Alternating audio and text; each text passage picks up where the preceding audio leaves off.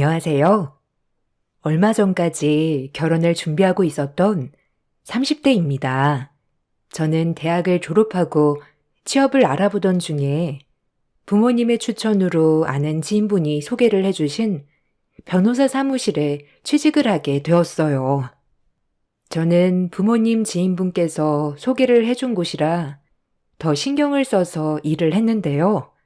처음에는 사무장님을 보조하는 직원으로 들어가게 되었는데 나중에 사무장님이 그만두시고 제가 자연스럽게 받아서 일을 시작하게 되었습니다. 부모님의 지인분께 추천을 받아서 시작한 일이라 정말 열심히 일을 했어요. 그러다 보니 변호사님께도 인정을 받게 되었고 그렇게 6년 동안 함께 일을 하게 되었습니다. 그러던 중 변호사님께서 학교 후배랑 같이 사무실을 차려야 할 것 같다며 얘기를 해 주셨는데요. 그 후배가 바로 제 예비 남편이었답니다. 예비 남편은 키도 크고 인상도 좋았어요. 그래서 항상 어딜 가든 여자들이 먼저 다가와 번호를 물어보기도 했죠.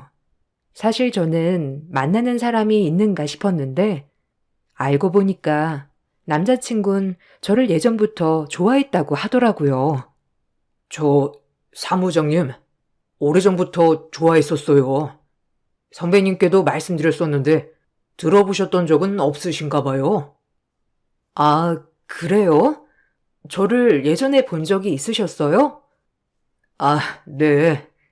우연히 선배님이랑 식사하시는 걸 본 적이 있었어요. 그때 한눈에 반해서 선배님께 같이 일하자고 엄청 졸랐어요. 덕분에 이렇게 같이 일을 하게 되었고요. 아, 그 사실은 전혀 몰랐어요. 변호사님도 별다른 이야기는 안 하셔서. 아마 그때 이슬 씨께서 남자친구가 계셨어가지고 얘기는 안 하셨던 것 같아요. 근데 이슬 씨, 저랑 한번 만나보시는 건 어떠세요? 저 정말 괜찮은 사람이거든요. 아, 그런가요? 본인이 본인 입으로 괜찮다고 말하는 사람 치고 괜찮은 사람 없던데요? 아, 그래요? 제가 그거 딱 보여드릴게요. 남자친구는 반반한 얼굴과는 다르게 연애를 거의 안 해본 사람이었어요. 항상 순하고 웃는 얼굴을 하고 있어서 몰랐는데 일을 할 때는 냉철하고 프로페셔널한 모습을 가지고 있더라고요. 저에게 호감을 표현한 이유로 계속해서 저에게 잘해주는 모습을 보고 저도 호감이 생겨 연애를 시작하게 되었습니다. 연애를 하면서도 남편이 정말 순하고 착한 사람이라는 걸 많이 느꼈어요. 무엇보다 진중하고 다정한 사람이었기 때문에 연애를 하는 내내 저도 너무나 행복했죠. 많은 매력을 가지고 있었던 남자친구와는 2년의 연애를 하게 되었습니다. 연애를 하는 동안에도 남자친구는 빨리 결혼을 하고 싶다는 얘기를 많이 했어요. 그렇지만 저는 결혼에 대한 확신이 없던 상황이었죠. 이슬아, 사실 우리가 오래 만나기도 했고 정말 잘 맞잖아. 나는 우리가 결혼을 한다면 더 잘 지낼 수 있을 거라고 생각해. 매일 이렇게 각자 집으로 헤어지는 것보다 같은 집에서 자고 깨고 싶다. 정우 씨, 나는 아직 지금의 생활이 좋아. 결혼하면 아무래도 지금과는 달라질 수밖에 없잖아. 결혼은 아직은 좀 먼 이야기 같아. 정우 씨에게는 미안하지만 나는 아직은 결혼은 안 하고 싶어. 아, 그래? 그 마음 나도 이해해. 그렇지만 결혼한다면 꼭 나랑 하는 거다. 남자친구는 연애를 시작하고 6개월 만에 저에게 결혼을 얘기하기도 했지만 저는 너무 이른 선택이라 생각을 했었죠. 그 이후로도 계속해서 결혼에 대한 이야기를 해왔지만 사실 딱히 결혼을 해야 하나 고민을 했던 것 같아요. 남자친구의 결혼에 대한 생각은 평소 데이트를 할 때도 많이 비춰졌죠. 특히나 남자친구는 자주 저희 부모님을 만나길 원했어요. 남자친구의 본가는 지방이라 부모님을 자주 뵙지 못했는데 남자친구는 저희 부모님을 자주 보았죠. 그럴 때마다 정말 살갑게 대해줬어요. 부모님 역시 외동딸인 저 하나밖에 없었던 터라 아들같이 살갑게 대하는 남자친구가 마음에 드셨죠. 어머님, 아버님, 이번에 휴가 같이 여행 가실래요? 요즘 여행 코스로 나오는 게 많더라고요. 어차피 이슬이랑 저랑 휴가는 맞춰서 쓸 건데, 어머님, 아버님도 같이 가시면 좋을 것 같아서요. 아유, 무슨 우리가 거길 껴. 됐어. 너희끼리 즐겁게 다녀와. 그러고 보니 정우는 요즘 많이 바쁘지 않아? 이슬이가 말하는데 일도 많고 정신없다고 하던데. 네, 요즘 많이 바빠지긴 했어요. 그렇지만 이렇게 어머님, 아버님과 식사 자리는 빼놓을 수 없죠. 아유, 참. 정우는 참 살가워서 좋아. 이슬이는 좋겠네. 이렇게 살가운 남자친구도 있고. 에이, 어머님, 제가 더 축복이죠. 이슬이도 만나고, 이렇게 너무 좋으신 어머님, 아버님도 만나고요. 어머, 어쩜 이슬이보다 정우가 더 우리 아들 같다. 그치, 여보? 아유, 그러게 말이야. 정우야, 우리 이슬이 잘 부탁한다. 얘가 아직 철이 없어가지고, 네가 좀 고생할 거야. 그래도 시집 가기 전에는 철 좀 들겠지. 아빠는 무슨 그런 말을 해. 나 충분히 철 들었어. 남자친구와 함께하는 식사 자리는 항상 화기애애하고 재밌었어요. 항상 세 식구만 단촐하게 식사를 했었는데 여기에 남자친구가 함께하니 식사 자리도 더 활기차고 즐거웠답니다. 부모님께서는 남자친구의 싹싹한 성격을 너무나 마음에 들어 하셨어요. 남자친구의 성격을 보고 시부모님도 괜찮으신 분일 것 같다며 좋아하셨답니다. 그렇게 2년의 연애가 지나가고 있을 무렵 저는 남자친구의 아이를 갖게 되었죠. 처음에는 갑작스러운 임신에 놀랐고 고민도 정말 많이 했어요. 그렇지만 혼자서 고민을 할 일은 아니라고 생각이 들어 남자친구에게 얘기를 하게 되었고 남자친구는 그 자리에서 눈물을 쏟았습니다. 이슬아, 고마워. 내가 정말 잘할게. 무섭겠지만 내가 잘할 테니까 우리 아이 낳자. 정우 씨, 사실 나는 좀 걱정되고 두려워. 우리가 계획한 일이 아닌데 괜찮을지 모르겠어. 아니야, 이슬아. 이건 우리에게 축복이야. 내가 정말 잘할게. 사실 너랑 꼭 결혼을 하고 싶었는데 별로 결혼을 원하지 않는 것 같아서 혼자서 정말 고민 많이 했었어. 그렇지만 이렇게 임신을 하게 되니 이건 우리에게 또 다른 출발을 말하고 있는 것 같아. 아이 낳자. 나랑 결혼해줘. 정우 씨, 나 너무 걱정되고 두렵지만 정우 씨 믿고 함께 해볼게. 남자친구는 자신과 결혼을 해달라고 프로포즈를 했고 저는 이 사람과 결혼을 하게 되면 행복하게 살 수 있을 거란 생각이 들었습니다.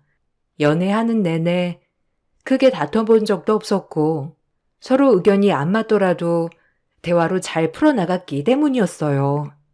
생각도 비슷하고 가치관도 비슷해서 결혼 생활은 행복할 수 있겠다는 생각이 들었죠. 당연히 우리 집에서는 결혼을 대찬성하셨습니다. 제가 임신을 했다고 하니 무척이나 좋아하셨어요.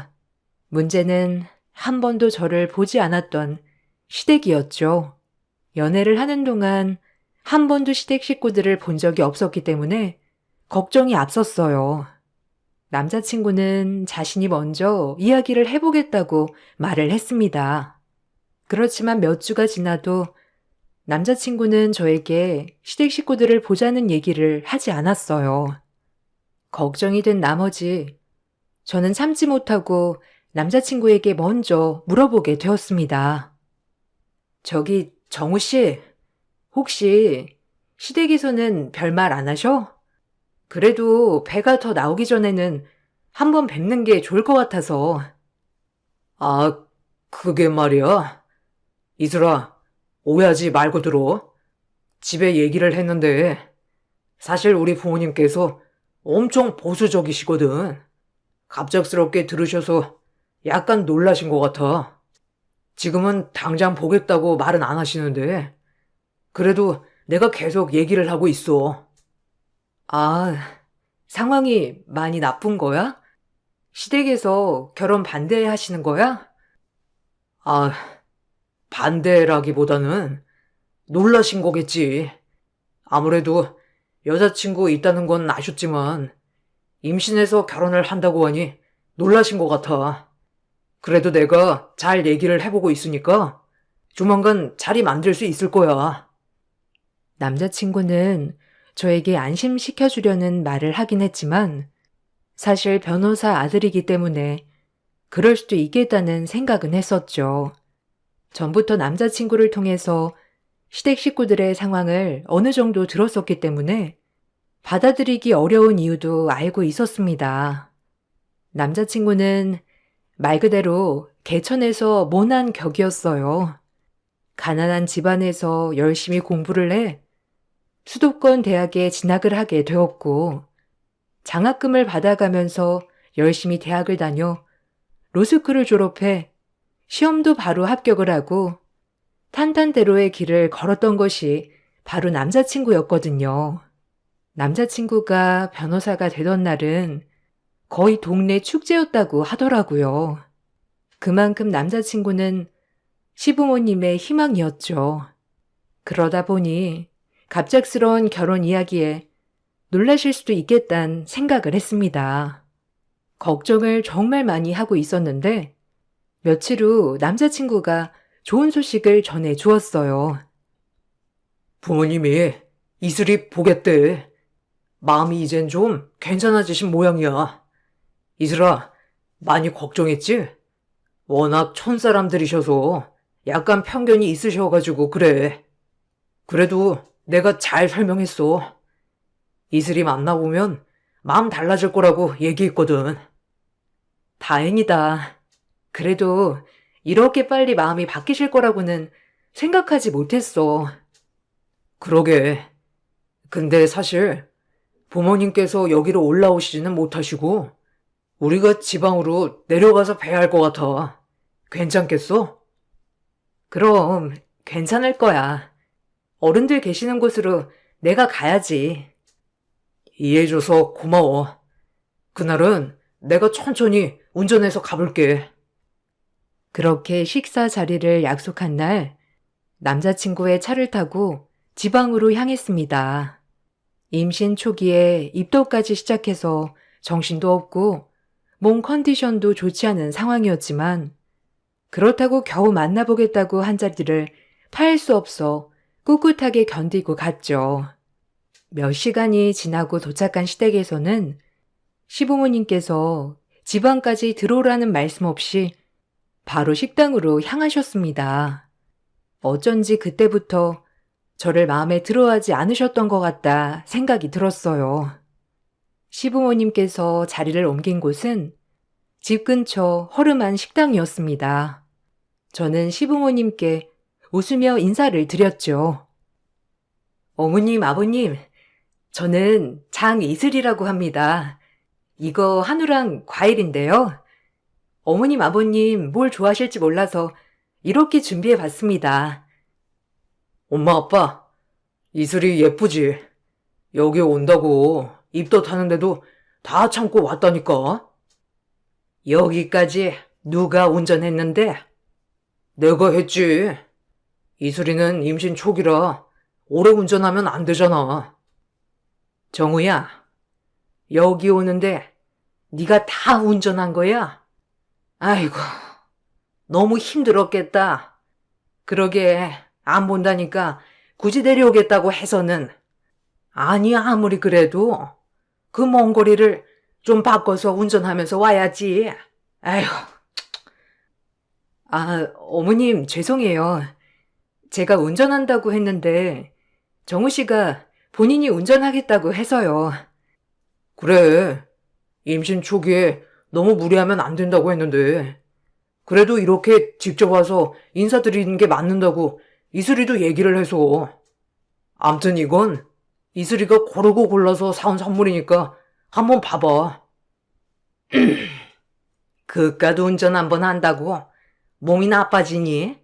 에휴, 하루 종일 일하느라 피곤한 애가 더 피곤하겠네. 엄마, 이슬이한테 뭐 궁금한 건 없어? 네, 어머님, 아버님. 궁금하신 거 편하게 물어보세요. 그런 건 없다. 네가 하도 한 번만 만나달라고 너무 말하길래 한 번 본 것뿐이야. 엄마랑 아빠는 이제 일하러 가야 하니까 먼저 가볼게. 시아버님은 그 자리에서도 아무런 말씀도 안 하셨고, 시어머님께서는 저의 말에도 별다른 대답을 하지 않으셨어요. 남자친구 혼자 고군분투하면서 분위기를 풀어보려고 했지만 잘 풀리지 않았고, 그렇게 어색한 식사 자리는 끝이 나게 되었습니다. 시부모님은 바쁘다며 가야겠다고 하고 바로 나가셨고, 저는 부랴부랴 인사를 했죠. 그렇지만 그 인사도 받아주지 않으신 채 아들한테만 살갑게 인사를 하고 나가셨습니다. 그때 저는 시부모님이 나를 정말 마음에 들어하지 않는다는 걸 알게 되었어요. 식사 자리가 끝나고 올라오는 내내 남자친구는 저에게 사과를 했습니다. 아, 부모님께서 이렇게 하실 줄 정말 몰랐어. 미안해, 이슬아. 약간 충격이긴 하지만 괜찮아. 어느 정도 생각은 하고 있었어. 우리 엄마 아빠가 약간 편견이 있으셔. 그래도 이번 한 번 봤으니까 다음에는 좀 더 편하게 볼 수 있지 않을까? 그러길 바라야지. 어머님, 아버님은 날 정말 별로 마음에 들어하는 건 아니셨어. 미안해. 엄마 아빠가 약간 고지식하신 분들이라 그래. 어릴 적부터 아들이 최고라고 생각을 하시고 사셨다 보니 쉽게 바뀌지 않으신가 봐. 그래도 이렇게 만나러 나오셨으니 그것만으로도 수학이긴 하지. 앞으로는 내가 정말 노력을 해볼게. 오늘 정말 고마워. 고생 많았어. 입도 또 하는데 몸도 힘들었을 테고. 괜찮아. 그래도 이렇게 정우 씨 부모님 뵈니 다행이다. 큰 성과 없이 집으로 돌아오게 되었지만 그 이후의 앞날은 저도 예상하지 못했었죠. 집에 온 후 며칠 후 갑자기 저에게 시어머니가 전화를 하셨습니다. 처음에는 놀라서 받았는데 갑자기 저에게 만나자고 요청을 하시더라고요. 나 정우 엄마예요.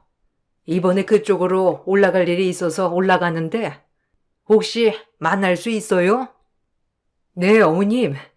저는 시간 괜찮아요. 어머님 편하신 곳에서 만나요. 아니요. 그냥 내가 데리러 갈게요. 운전하고 올라갈 거라서 가다 보면 점심은 넘을 텐데 점심 이후에 시간 되겠어요? 네, 괜찮습니다. 어머님 올라오시고 연락 주시면 저도 바로 맞춰서 나갈게요. 시어머니께서는 별말은 안 하시고 저에게 시간을 내서 보자고 하셨습니다. 그날 이후로 남자친구에게도 별다른 말이 없었다는 것을 들었었는데 갑자기 전화를 해 오셨다는 사실에 놀라서 바로 남자친구에게 전화를 해 이 사실을 얘기했죠. 정우 씨, 아까 누가 전화 왔는지 알아? 어머님, 나한테 전화하셨어. 정말 깜짝 놀라가지고 사실 무슨 말을 했는지도 모르겠다. 아, 엄마가 전화번호 알려달라고 했는데 바로 전화했구나. 그래, 이슬이 한번 보면 그 매력에서 빠져나올 수가 없지.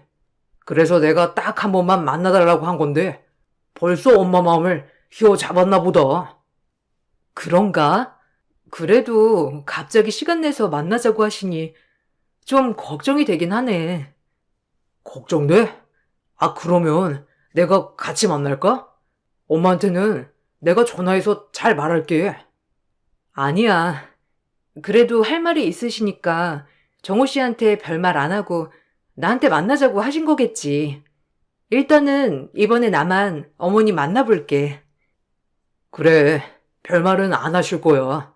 나도 처음에 이슬이 전화 달라고 하길래 약간 걱정했거든. 그래서 그냥 나랑 같이 만나자고 했는데 임신도 하고 그랬으니 여자끼리 할 말이 있다고 하면서 번호를 알려달라고 하시더라고. 별말은 안 하실 것 같아. 저는 남자친구의 말에 시부모님께서 나에 대한 생각이 약간은 풀리신 게 아닌가 생각이 들었습니다.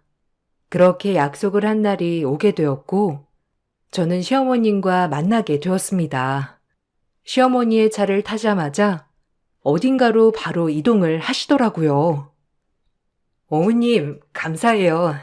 이렇게 만나자고 해주셔서.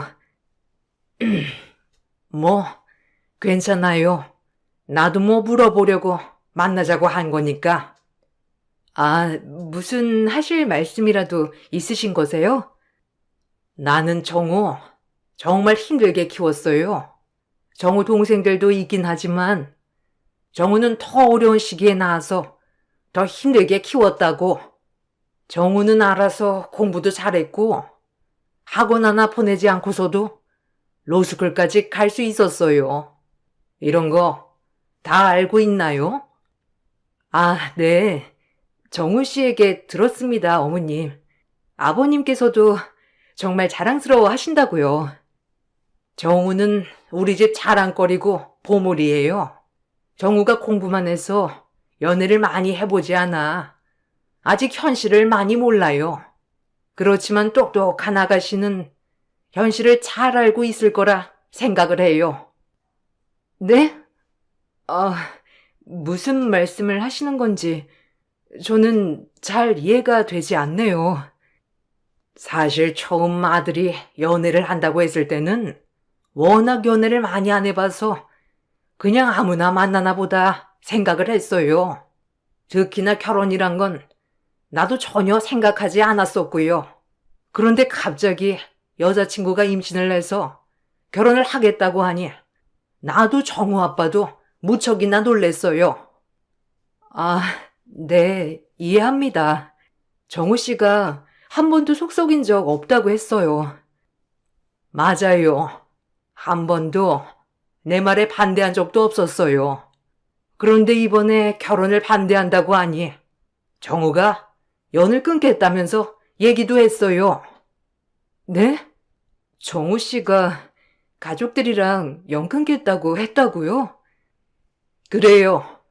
정우는 정말 착하고 순한 아들이었어요. 그런데 그쪽 만나고 나서는 달라졌어요. 시어머니는 차를 타고 이동하면서 계속해서 이야기를 하셨습니다. 아들을 정말 정성으로 키웠고, 저와 연애를 시작하고 난 후로 아들이 변했다는 얘기를 하셨어요. 처음에 저에게 하는 얘기가 이런 게 맞나 싶었는데, 시어머니의 차가 멈춘 곳을 보니 왜 그런 얘기를 꺼내셨는지 이해가 되었습니다. 시어머니는 산부인과 앞에 차를 세우셨어요. 나보다 더 소중한 아들이기 때문에 사실 아들이 고집을 부리면 어쩔 수 없이 들어줘야 하는 상황이에요. 그렇지만 그쪽은 똑똑하고 현실도 잘 알고 있으니 내 마음 이해할 거라 생각을 합니다. 네? 그게 무슨 말씀이신지. 아이, 지워줘요. 정우한테는 자연유산 되었다고 하고 제발 아이 지워줘요. 네? 저 그럴 수 없어요. 저희 이미 낳기로 결정을 했고, 이거 바뀌는 일은 없을 거예요. 왜 바뀌지가 않아요? 이렇게 우리 사이가 좋지 않은데 억지로 결혼한다고 하면 행복할 것 같아요?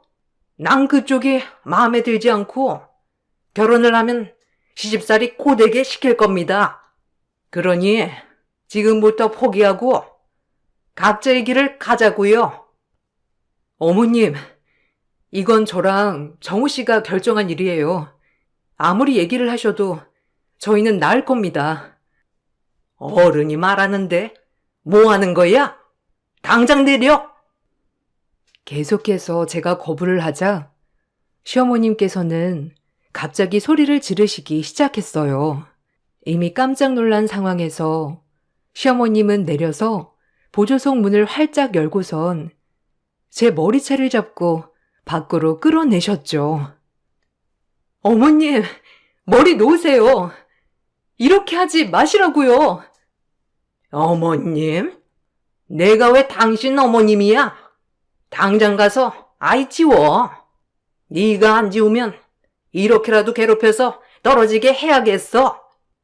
진정 좀 하시고, 이건 좋은 방법이 아니에요, 어머님. 좋은 방법? 이게 제일 좋은 방법이지. 너랑 나는 이제부터 악연이다. 결혼한다고 해서 좋아질 것 같니? 너나 나나 서로를 위해서는 지금 치우는 게 맞는 일이야. 그러니까 고집 부리지 말고 당장 가. 어머님, 왜 자꾸 이러시는지 모르겠지만 조금만 진정하세요.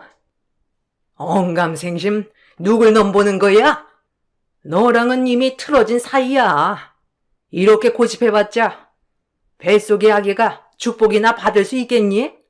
네 생각만 하지 말고 주변을 좀 보고 생각하라고. 시모는 제 머리를 두 손으로 꽉 쥔 채 병원으로 향하기 시작했어요. 임신을 하고 나서 며칠 동안 입덧에 고생을 하면서 기력이 떨어진 상황이라 시모의 행동에 저는 따라갈 수밖에 없었죠. 그러던 중 갑자기 누군가가 저의 이름을 부르며 소리를 지르는 것을 듣게 되었습니다. 바로 엄마였어요. 이슬아, 너 이게 뭐야? 당신 뭐야? 이건 놔! 아, 이 여자 엄마 되는 사람이에요? 잘 됐네. 나 정우 엄마입니다. 정우? 정우 어머님 되세요? 아니 근데 왜 우리 딸 머리채는 잡습니까? 아니 급도 낮은 애가 감히 저희 아들 애를 임신했다고 하는데 제가 이렇게 머리채 잡는 것으로 끝내는 게 다행이라고 생각해야죠. 딸 교육을 도대체 어떻게 시키셨길래 임신했다며 결혼하자고 졸라댑니까? 자각하시는 모양이신데요. 결혼은 그쪽 아드님이 먼저 하자고 한 겁니다. 그리고 결혼을 왜 부모님이 결정하나요? 그건 애들이 직접 결정을 할 일이지 부모가 결정할 일은 아닌데요. 그쪽 딸은 뭐 아무나 결혼해도 괜찮은 모양인데 저는 아닙니다. 변호사 아들이 꼴랑 사모직이랑 결혼한다는 게 말이나 된다고 생각하세요? 아니 능력이 있는 것도 아니고 그렇다고 해서 직업이 빵빵한 것도 아니고 제대로 갖춰진 거 하나 없는 애를 뭘 믿고 결혼을 시켜요? 전 절대 결혼 못 시킵니다. 거기다가 저기 뱃속에 있는 아기가 우리의 아이라는 걸 어떻게 믿냐고요? 뭐라고요? 그러니까 자기 아들보다 급이 낮은데 욕심 부리고 있다 이 말씀이신 건가요? 그나마 엄마는 좀 말이 통하네. 네, 저희 아들은 억대 연봉에 잘 나가는데 그쪽 따님은 사무직원이지 않습니까? 요즘은 의사처럼 변호사 사이 얻으려면 사무실 하나 정도는 내준다는데 그런 거나 가능하시긴 하겠어요? 시모는 말리는 엄마를 밀치고 저의 팔을 잡고 다시 산부인과로 들어갔습니다. 엄마는 잔뜩 화가 난 얼굴로 같이 올라오셨죠.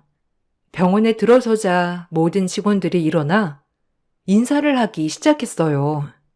시모는 잠시 당황한 듯 보였죠. 직원들은 엄마를 향해서 말을 시작했습니다.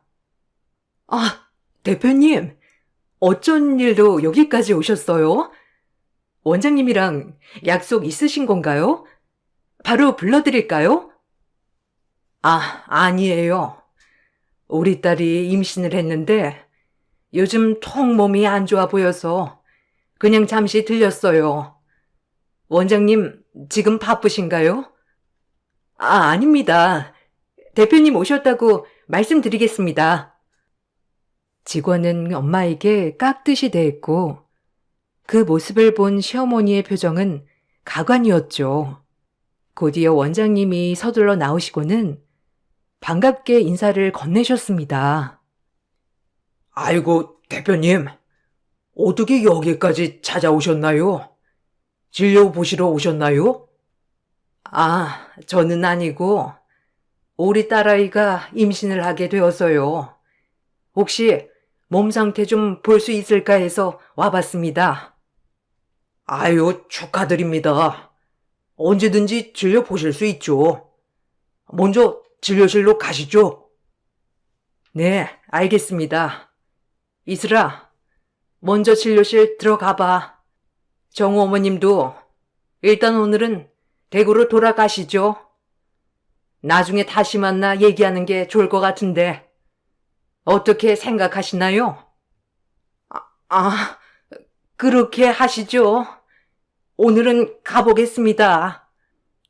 엄마는 다음에 얘기를 하자며 시어머님을 돌려보냈습니다. 시어머님은 벙찐 표정으로 서둘러 나가셨고 엄마는 아무 말도 하지 않으셨죠. 그날의 충격의 여파는 생각보다 컸습니다. 충격을 심하게 받아 저는 며칠을 열병을 앓게 되었고 그 후에 하혈을 시작했습니다. 결국에는 아이를 보내야 했죠. 임신 초기 상태였지만 몸도 마음도 매우 깊은 상처를 입게 되었어요. 유산 사실을 알고 난 남자친구는 집으로 찾아와 용서를 구하였습니다. 그렇지만 부모님께서는 이제는 당신들이 결혼을 허락해 줄 수 없다고 하셨죠. 어머님, 아버님, 죄송합니다. 저희 부모님께서 그렇게까지 하실 줄이야 생각도 못했습니다. 다 제 불찰입니다. 용서해 주세요. 우리 이슬이 내가 정말 귀하게 키웠어. 너희 집안 배경도 다 알고 있었지만 사람 됨됨이가 중요하지 잘 살고 못 살고는 별 문제가 아니라고 생각해서 결혼을 허락한 거였어. 근데 너희 부모님이 한 행동은 아무리 생각해도 용서가 안 돼. 이제 그만 우리 이슬이 만나게. 어머님, 죄송합니다. 제가 이렇게 빌게요. 저 이슬이 없으면 안 됩니다. 이슬이 한 번만 만나게 해주세요. 아니, 이슬이 유산하고 상처도 너무 크고 지금 만날 수 없으니 돌아가. 엄마와 아빠는 그날 이후 결혼을 반대하셨습니다. 어차피 시댁 쪽에서도 결혼을 반대하고 있으니 더 이상 진행은 어려울 것이라 생각을 했죠. 그런데 며칠 후 남자친구와 함께 시어머님께서 집으로 찾아오셨습니다. 엄마 아빠는 갑작스러운 상황에 문을 열어주었는데 시어머님의 태도에 정말 황당해 하셨죠. 아이고, 제가 이런 집안을 몰라보고 무례를 범했네요. 아니, 처음부터 이렇다고 말을 해줬으면 좋았을 것을. 제가 잠시 실례를 했습니다. 여긴 어쩐 일로 오신 거죠? 이미 결혼 얘기는 끝난 걸로 아는데요. 아유, 끝나기는요. 저희 결혼 다 허락했습니다. 아들이 이슬이 없이는 안 된다고 성하라. 저희도 못 이기는 척 받아들이기로 했습니다. 그러니 따님과 결혼 진행하시죠. 갑자기 태도가 바뀌신 이유가 뭐죠? 산부인과에서 제가 대표라 불려서 그러신 건가요? 아이고, 아니에요. 제가 그렇게 찌든 사람도 아니고 그냥 갑자기 결혼한다고 하니 화가 나서 그랬던 겁니다. 그 점은 사과드립니다. 다만 우리 애가 이렇게 결혼을 원하는데 안 시킬 이유가 없지 않나요? 이유가 없다니요. 이제는 저희가 반대합니다. 저희는 그쪽 아드님과 저희 딸 결혼시킬 생각 주어도 없습니다. 절대 결혼은 반대하니 이제 그만 돌아가 주세요. 아유, 사돈. 다시 한번 생각해 주세요. 사실 엄마라면 이런 거 다 이해하시지 않습니까? 누구라도 갑자기 임신했다고 결혼하겠다고 하면 저처럼 행동했을 겁니다. 그러니 다시 한 번만 생각해 주세요. 그런 말씀 하시는 거 보니 그때 행동이 정당하다 생각하시는가 보네요. 더더욱이 안 되겠으니 돌아가세요. 시어머니는 그때 이후로 우리 집 뒷조사를 한 모양이었어요. 사실 저희 집은 부족하지 않을 정도로 잘 사는 집안이었습니다. 강남에도 건물 몇 채가 있을 정도였고 사업도 잘 되고 있었죠. 시어머니가 저를 데리고 갔던 병원 역시 엄마가 관리하고 있는 건물이었죠. 그 사실을 알고서는 시모의 태도가 싹 바뀌었던 것입니다. 엄마 아빠의 태도가 강경하자 시모는 갑자기 저에게 연락이 오기 시작했어요. 그렇지만 저 역시 더 이상의 결혼 진행은 어렵겠다 생각을 하고 있었던 찰나였죠. 나다. 몸은 좀 어떠니? 괜찮습니다. 근데 어떻게 연락 주셨어요? 아, 어떻게 연락하다니? 시어머니가 며느리한테 연락도 못하니? 이제 결혼 준비 슬슬 해야지. 아이는 나중에 다시 가지면 된다. 아, 어머님, 저 정우 씨랑도 헤어졌고 결혼 안 할 겁니다. 그러니 그만 연락하세요. 헤어지다니? 너는 우리 가지고 장난한 거니? 갑자기 왜 그러시는지 모르겠지만 어머님 바람대로 저 아이 유산했고 정우 씨랑도 헤어졌습니다. 그러니 더 이상 연락하지 마세요. 됐다. 내가 다시 받아들이기로 했으니까 다시 만나렴. 나 때문이라면 신경 쓰지 않아도 된다. 아들이 그렇게 좋다고 하니 내가 쳐야지. 어머님, 아니 저기요 아주머님. 저 그쪽 아드님이랑 다시 만나고 싶지 않고요. 결혼도 안 한다고요. 그 난리를 겪고서도 만날 마음이 있겠어요? 사람 금 나누면서 평가는 집에 누가 시집을 가고 싶겠냐고요. 뭐? 너 지금 나한테 아주머니라고 했니? 나중에 어쩌려고 그러니? 내가 너 지금 몸이 안 좋으니 그런 거라 생각하고 한 번은 참으마. 참으실 필요 없습니다. 그리고 그 잘난 아드님 평생 옆에 끼고 살아보세요. 아, 그리고 아드님 오늘도 저희 집 앞에서 무릎 꿇고 빌고 있는데 그건 속상하시지 않으신가 봐요? 그게 무슨 소리냐? 왜 우리 아들이 거기 가서 빌고 있어? 남의 자식 눈에 눈물 흘리게 하면 자기 자식 눈에 피눈물 흘리는 거 모르셨나 보네요. 앞으로 피눈물 흘릴 일 많을 겁니다. 저는 그날 이후로 남자친구와 헤어졌지만 남자친구는 며칠을 저희 집으로 찾아와 무릎을 꿇고 빌었습니다.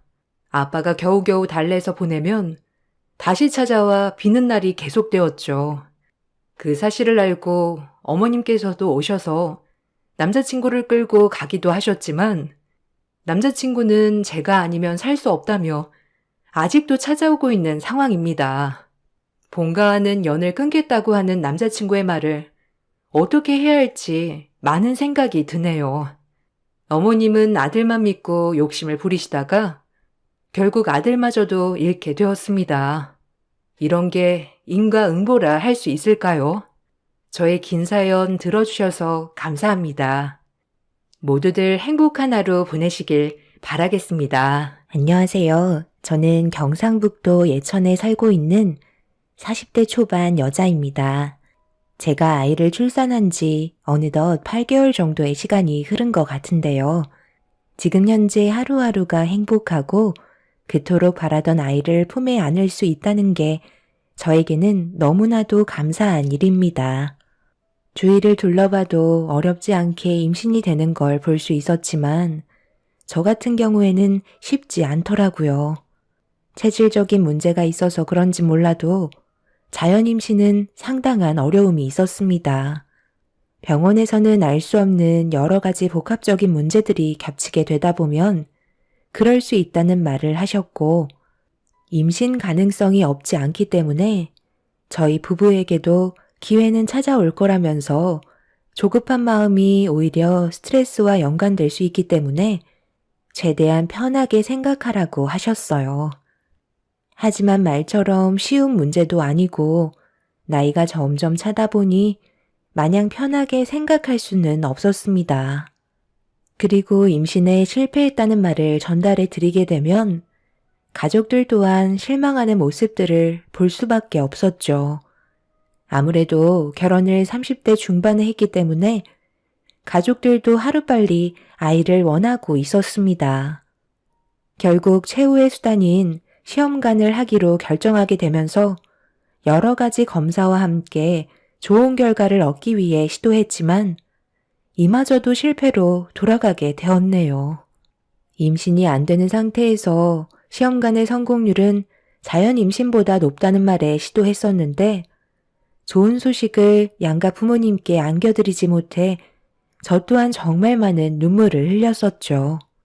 제 사연을 들어주시는 분들 중에 임신 때문에 힘드셨던 기억이 있으신 분들도 아마 계실 텐데요. 그때 하늘이 무너져 내리는 게 어떤 심정일지 공감하실 겁니다. 남편은 제가 힘들어하는 모습을 더 이상 보고 싶지 않았는지 그만 포기하길 원했습니다. 분명 언젠가 저와 인연이 닿을 아이를 만나게 될 거라는 희망을 잃고 싶지 않았어요. 제가 멈추게 된다면 미래에 있을 아이의 얼굴을 볼 수 없게 될지도 모른다는 두려움이 저를 계속 움직이게 만들었습니다. 그래서 다시 처음부터 철저하게 몸 관리를 하고 준비하면서 임신 계획을 세우고 있을 때 시동생은 예정되어 있던 결혼식을 진행하게 되었습니다. 새로운 식구로 들어오게 될 동서는 며느리로서 100점짜리였어요. 석사 과정을 받고 상당히 영향력이 있는 대기업에 취업해서 근무를 하고 있었기 때문에 저와는 비교 자체가 되지 않았습니다. 그리고 며느리로 들어오게 되면서부터 시모의 마음은 이미 동서에게 떠나셨고 항상 보란 듯이 차별을 두셨습니다. 시모의 마음을 모르는 건 아니었기 때문에 그런 모습을 보면서 당연하다고 생각했었네요. 그런데 문제는 시모와 동서의 행동들이 제 마음을 너무 아프게 만들었고 지속적으로 받게 되는 차별 대우와 스트레스는 저를 점점 힘들게 만들었습니다. 시모의 안 좋은 행동들이 동서에게까지 영향을 주게 되면서 저와 단둘이 있을 때도 보기 좋지 않은 모습을 보여주고 있었죠. 저야 시집 오기 전에 이미 검사를 다 받아서 건강하다는 판정을 받았거든요. 최대한 빨리 임신 계획을 세우려고요. 그이한테 들어보니까 형님이 꽤 오랫동안 임신이 되지 않아서 시부모님을 힘들게 만들었다면서요? 그런데 저까지 임신을 서두르지 않으면 얼마나 마음이 아프시겠어요. 이참에 최대한 빨리 임신해서 시부모님한테 점수 따야죠. 다른 건 다 필요 없고 손주만 안아볼 수 있다면 소원이 없겠다고 하시던데요. 제가 임신이 된다면 형님은 분명 점점 더 힘들어지실 텐데 앞으로 얼굴은 들고 다니실 수 있으시겠어요? 너무 걱정돼서 드리는 말이니까 상처받지 않으셨죠? 동서가 임신이 되던 안 되던 나한테 그건 그렇게 중요한 문제가 아니야. 최대한 빨리 시부모님께 손주를 안겨드리면 당연히 좋아하시겠지. 내가 거슬리는 건 동서의 행동들이야. 나보다 훨씬 많은 것들을 배운 동서가 입에서 나오는 말들은 상당히 저급한데 원래 그런 성격을 가지고 살아왔었던 거야? 아니면 어머님이 동서 앞에서 대놓고 나를 무시하고 차별하니까 동서도 나한테 그렇게 해도 된다고 생각하는 거야? 솔직히 내가 지금 기분이 썩 좋지 않거든? 앞으로 내 앞에선 입조심 좀 해줬으면 좋겠어. 저는 동서와 더 이상 말을 섞고 싶지 않아 자리를 피했고 제 말을 들었던 동서는 기분이 상했는지 무섭게 노려보고 있었습니다. 분명 잘못된 걸 짚어줬는데도 동서는 자기가 뭘 잘못했는지 인지조차 하지 못하고 있었어요. 집안도 잘 사는 편이고 배경도 좋다 보니 자기보다 약자라고 생각되면 막대해도 되는 줄 알고 있는 듯 보여 따끔하게 한 소리 한 건데 동서는 좀 전에 저와 나눴던 대화에 양념을 더해서 시모에게 상처받았다는 듯 설명을 드리고 있었습니다. 이간질하는 게 제일 나쁘다고 들었는데 동서는 절대 해선 안 될 행동을 지속적으로 보여주고 있었어요. 그리고 예상했던 대로 시모는 저를 따로 방으로 부르셨고 좀 전에 동서에게 한마디 했던 부분에 대해 왜 그랬는지 설명을 듣고 싶어 하셨네요. 당연한 거 아니에요? 동서가 아무리 배운 사람이라 할지라도 자기보다 손윗 사람을 대할 때는 최대한 예의를 갖춰야 하는데 동서는 자기보다 어린 사람을 대하는 것처럼 저를 대하고 있었잖아요. 그래서 잘못된 행동들에 대해 짚고 넘어간 것뿐인데 뭐가 잘못됐다는 거죠? 이건 동서가 평소에도 얼마나 안 좋은 모습으로 생활을 했었는지에 대한 인성이 보이는 거라고요. 이런 문제가 계속해서 지속이 되다 보면 본인뿐만 아니라 나중엔 서방님도 그렇고 아버님 어머님까지 욕먹이는 일이라니까요. 그래서 제가 따끔하게 한마디 했는데 뭐가 잘못됐다고 저를 방으로 부르신 거죠? 그래서 나도 가만히 있는데 네가 설쳐도 된다는 거야? 내가 작은 며느리의 행동에 문제 삼은 적이 있었니? 왜 시키지도 않은 행동을 혼자 멋대로 판단해서 새아가한테 스트레스를 주는 거야? 너 때문에 조금이라도 몸에 문제가 생겨서 임신이 안 되면 네가 책임질 거니? 가뜩이나 너 때문에 그동안 정신적으로 얼마나 힘들었는데 그걸 새아가한테까지 느끼게 할 작정인 거야? 내가 가만히 있는 것도 다 이유가 있는 건데 그런 모습 보고 싶지 않다고 새아가한테 스트레스 주면 되겠어? 내가 임신 문제에 얼마나 예민해져 있는지 모르는 거 아니면서 별것도 아닌 일을 크게 만들어 줄 거 없잖아. 네가 임신을 해서 아이를 가졌다면 내가 이런 말도 안 하지. 그동안 시애미의 속을 뒤집어 놓은 것도 모자라서 너덜거리게 만들었으면서 네가 새아가한테 훈계할 처지가 된다고 생각하지 마라. 임신을 떠나서 잘못된 걸 처음부터 바로 잡지 않는다면 분명 나중엔 더 힘들어질 게 뻔하다고요. 지금은 며느리로 들어온 지 얼마 되지 않았으니까 당연히 어머님 눈치 보겠지만 이런 식으로 계속해서 행동하고 어머님이 아무 말도 하지 않으시고 동서를 받아준다면 그땐 더욱더 감당하기 힘드실걸요? 저와 동서의 개인적인 문제뿐만 아니라 가족 모두를 위해서 한마디 한 것뿐이니 이런 걸로 저한테 뭐라고 하지 마세요. 아이를 가지지 못했어도 이 집의 큰 며느리인 건 변함없다고요. 손주를 안겨주지도 못했으면서 큰 며느리 행세는 하고 싶은가 봐. 네가 목에 힘주고 대우받고 싶으면 하루빨리 임신해서 좋은 소식 안겨주든지 해라. 어찌됐든 지금의 나는 너보다 새아가한테 마음이 쓰이는 건 어쩔 수 없을 것 같다. 시모는 제가 동서한테 한마디 했다는 거에 상당한 불만을 가지고 계셨고 밖에서 모든 대화를 엿듣고 있던 동서는 제가 방문을 열고 나오자 통쾌하다는 듯 비웃고 있었습니다. 시모의 마음을 모르는 건 아니었지만 이 문제가 나중에 엄청난 파장을 불러일으키게 될 거라곤 아무도 모르고 있었고, 날이 가면 갈수록 심해지는 차별을 견디기 힘들었던 저는 결국 시댁에 찾아가는 횟수가 점점 줄어들게 되었어요. 시모는 제가 일부러 피한다는 걸 느끼셨는지 직접 전화를 하셨습니다. 아무래도 시댁에 가지 않으려는 저 때문에 남편도 움직이지 않게 되자 그런 저를 마음에 들어하지 않으셨습니다. 너 혼자 안 오면 되는 거지? 왜 내 아들까지 못 보게 만드는 거야? 당장 안 튀어와? 오히려 네가 이럴수록 점점 더 안 좋아진다는 걸 모르지 않을 텐데. 아예 인연을 끊어낼 작정인 거니? 애초부터 누가 잘못한 건데 왜 나를 나쁜 시미로 만들려 드는 건지 도통 모르겠다. 어떻게 매번 너한테 좋은 말만 해줄 수 있는 것도 아닌데 몇 마디 한 걸 가지고 기분 상해서는 가족 모두가 모이는 오늘 같은 날 오지 않겠다고 하면 여기에 있는 사람들 기분까지 망치겠다는 거야? 제가 몇 마디 한 걸 가지고 이러겠어요? 어머님, 저도 사람이고 감정이 없는 것도 아니에요. 가볍게 뱉으신 말들이 저에게는 엄청난 상처로 다가올 수 있다고요. 그런데 어머님은 동서를 옆에 끼고 제가 상처를 받았으면 좋겠다는 듯이 비웃고 계셨잖아요. 그것뿐이에요. 저희 집안 험담까지 하시면서 그동안 말 못하시고 속으로만 생각하고 계셨던 것들까지 전부 다 꺼내놓지 않으셨어요?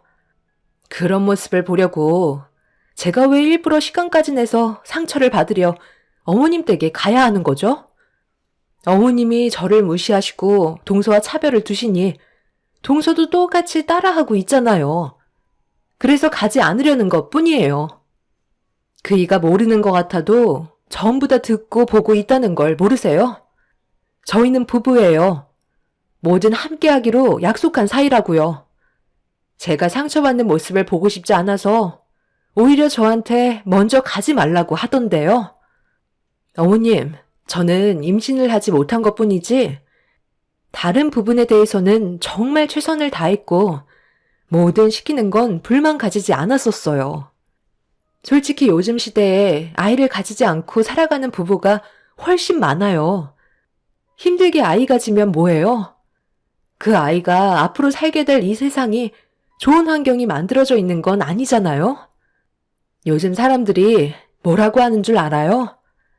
아이가 태어나서 한평생 일한 이유가 자기 집 하나 마련하려고 태어나는 거라고 했어요.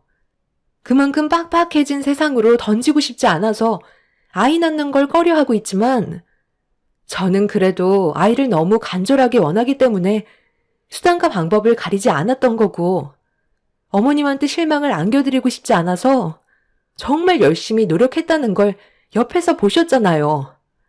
그런데 어머님 댁에 얼굴만 내밀면 기다렸다는 듯 저를 막대하시는데 제가 가고 싶겠어요? 지금 마음 같아선 언제 어머님 댁에 갈지 모르겠어요. 지금 너무 힘들고 많이 지쳐있는 상태예요. 끝까지 너만 생각하는 거지? 나는 어땠을 것 같은데. 같은 여자로서 아이를 가지지 못한다는 게 얼마나 정신적으로 힘든 일인지 내가 모를 것 같니? 그동안 셰미가 노력한 건 안 보이는 거야? 딱 한 번만 성공시키려고 온갖 좋은 음식 다 해먹이고 유명한 한의원까지 찾아가 비싼 돈 지어주면서 얼마나 간절하게 부탁을 했는지 알아? 나도 뒤에서 네가 모르는 노력을 얼마나 많이 했는데 쓴소리 몇 마디 했다고 평생 얼굴 안 볼 사람처럼 행동할 거니? 네가 힘들수록 주변 사람들도 똑같이 힘든다는 걸 알아줘야 하는 거야. 그동안 너한테 들인 돈이 얼만데 쓸데없는 생각하지 말고 내 아들 데리고 빨리 튀어와라. 네가 말 안 해도 나 또한 모든 걸 전부 다 내다보고 있고 많은 생각을 가지고 있으니까 너는 임신 준비에나 신경 써라. 만약 오늘 오지 않는다면 2번 다시 얼굴 안 보겠다는 걸로 알고 있으마. 시모도 저에게 쌓였던 감정들이 많았는지 정말 많은 대화를 나눴고 시모의 입장에서 많은 노력을 했었다며 오히려 저에게 서운하다는 듯 불만을 털어놓고 계셨습니다. 시모가 어떤 생각을 가지고 계신지는 도통 알 수가 없었어요. 모든 걸 전부 다 내다보고 있다는 말이 무슨 뜻인지 정확히 알 수 없었고, 2번 다시 얼굴을 안 보겠다는 시모의 말에 남편까지 피해를 보게 될까봐 어쩔 수 없이 시댁으로 향하게 되었습니다. 시모는 굳어진 얼굴로 저를 반겨주셨고, 동서는 뭐가 불만인지 저를 째려보고 있었지만 그런 동서를 무시하면서 시모에게 다가갔어요. 아무 말 없이 주방으로 가시길래 따라 들어가자 산처럼 쌓여있는 식재료들이 눈앞에 펼쳐졌습니다. 시모는 동네 사람들과 돌아가면서 음식을 만들어 나누는 걸 좋아하시는데, 시모가 부르셨던 그날이 시댁에서 음식을 준비해서 나눠드려야 하는 날이었어요. 하루 이틀 한 것도 아니고 거의 의무적으로 한 달에 한 번이나 길면 2달에 한 번 정도 했던 일인데, 동네에서 마음 맞는 사람들끼리 하는 거라 사람 만나는 걸 좋아하셨던 시모는 저에게 당연하다는 듯 앞치마를 던지셨습니다. 저도 아예 까맣게 잊고 있었던 게 그날은 3달 만에 음식을 준비하는 거였고, 이런 광경을 동서는 의아해하면서 왜 이런 걸 해야 하는지 모르겠다며 부정적으로 받아들이고 있었네요. 너도 우리 집안 며느리로 들어왔으면 당연히 해야 되는 거다. 첫째는 벌써 몇 년간 내 옆에서 묵묵해왔던 일이니까 잘 배워둬라. 1~2달에 한 번씩 한다는 건 솔직히 너무 자주 있는 거 아니에요? 1년에 한 번이면 모를까. 너무 텀이 짧은 것 같은데 이 많은 재료를 언제 다듬고 음식을 만들어요. 아무리 주택단지 동네라지만 여기가 무슨 외국도 아니고 왜 이렇게 해야 하는지 저는 전혀 이해 못하겠어요. 어머님이 사람 만나는 걸 좋아하신다곤 하지만 이게 득될 건 없어 보이는데요? 친분을 만든다는 게 없는 것보다 낫겠지만 제가 봤을 때 여러 가지로 실이 더 많아 보여요. 차라리 그냥 괜찮은 음식점에 가서 사람들 모아두고 외식하는 게 좋지 않겠어요? 힘들게 음식 만들지 않아도 되고 시간 낭비할 시간에 술잔 한 번 더 기울일 수 있을 텐데 이거 다 만들어봤자 반찬 몇 개 안 되잖아요. 솔직히 저는 이거 매번 못할 것 같아요.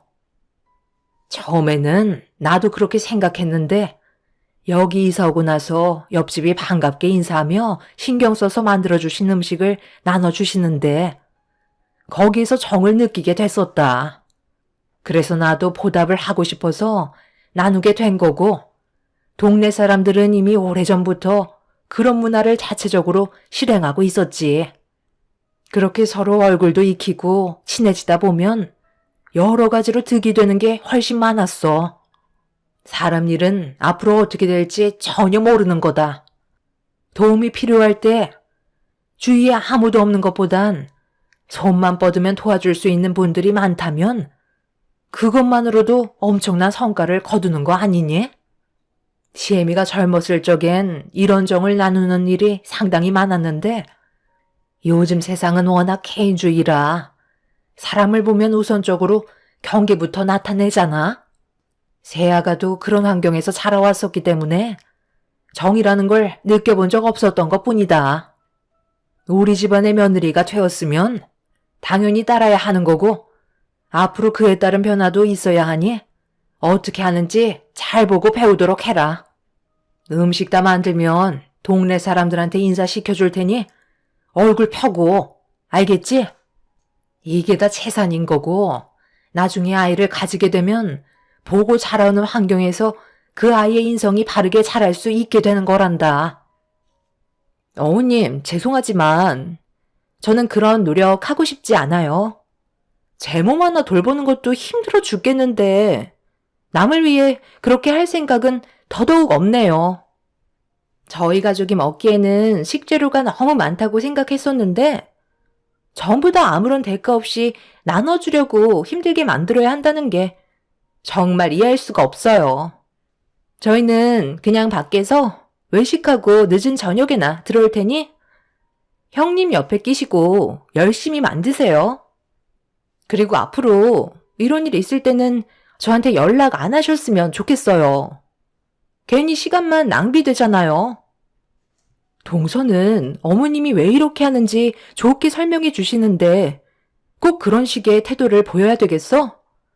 그래봤자 두어 시간만 하면 끝난 일인데 뭐가 그렇게 불만이 많은 거야?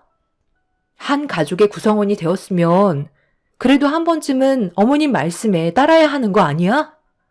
지금 하는 일이 나쁜 일도 아니고 가족을 위해 하는 일인 만큼 오늘은 어머님 말씀대로 일단 따라오는 게 좋을 것 같은데? 제가 좋게 설명을 하고 있는데도 동서는 저와 시모의 말을 한 귀로 흘려 버렸고 시동생과 함께 밖에서 외식하고 오겠다며 급하게 현관문을 열고 나가 버렸습니다. 동서의 행동을 묵묵히 보고 계시던 시모는 알 수 없는 표정으로 계속해서 식재료를 다듬으셨고 저뿐만 아니라 남편과 시부 또한 옆에서 함께 정신없이 음식을 만들기 시작했어요.